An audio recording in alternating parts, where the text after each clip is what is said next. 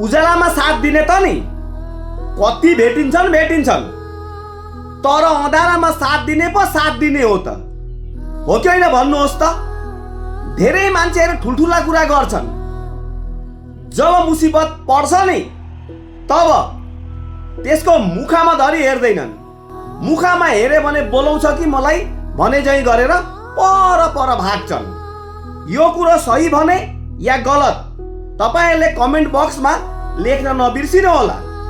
म आउने दिनहरुमा तपाईहरुले लेखेका कमेन्टका जवाब पनि जरुर दिनेछु है। जस्तो एउटा एक्जाम्पल, यो बोतल हेर्नुहोस्। यो बोतलको जब तक किम्मत छ नि तब तक यसमा पानी छ। जब यसमा पानी सकिन्छ नि तब यो बोतलको कोही किम्मत छैन। किन जान्नुहुन्छ? यसको किम्मत तब छ जब मान्छेलाई तिर्खा लाग्छ नि तब प्यास बुझाउन सक्छ यो बोतलको पानीले। जब पानी सकिन्छ नि यो बोतलबाट तब यो बोतल पनि मान्छेलाई बोझ लाग्न थाल्छ। त्यस्तै हो, आज मैले कसैलाई केही दिए, मद्दत गरे भने त्यसको नजरमा नि म राम्रो, किन मैले त्यसलाई खर्च गरिरहेको छु नि त, त्यसको त मैले लिएको छुइनँ। आज तिनीहरूको नजरमा म राम्रो छु, तर मैले भोलि दिन नसकुँ त केही पनि तिनीहरूलाई कति नराम्रो हुँदो रहेछ तिनीहरूका नजरमा। यो कुरो सही हो या गलत तपाईले कमेन्टमा लेख्न नबिर्सिनु होला। अरु जतिजनाले पनि मेरो भिडियो हेर्नुहुन्छ नि प्लिज हात जोड्छु, मलाई फलो गरिदिनु होला। म समाजमा यस्तै मोटिभेट भिडियोहरू ल्याएर धेरै मान्छेको सोचलाई राम्रो बाटो लाने म कामहरू गर्छु है। अन्धाको सहारा को हुन्छ? लु भन्नुहोस् त।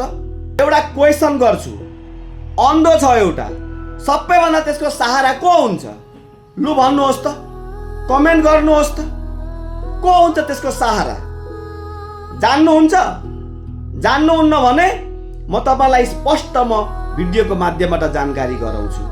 सबैभन्दा त्यसको करिब सहारा हुन्छ त्यसको लौरो, यानी कि त्यसले समातेर हिँड्ने लाठी है। जब त्यसले आँखा देख्न थाल्छ नि तब त्यो लाठीको किम्मत नि शून्य हुन्छ, शून्य। जब आँखा देख्दैन थियो नि आमा बाउ भन्दा ठुलो किम्मत थियो त्यो लौराको।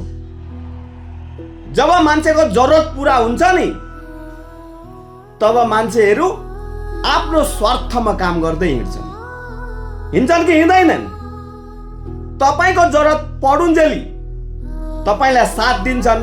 जब तपाईको जरुरत सकिन्छ नि तपाईलाई चिन्न पनि गाह्रो पाउँछन्, हो कि हैन भन्नुहोस् त। र भिडियो शेयर गर्नुहोस्।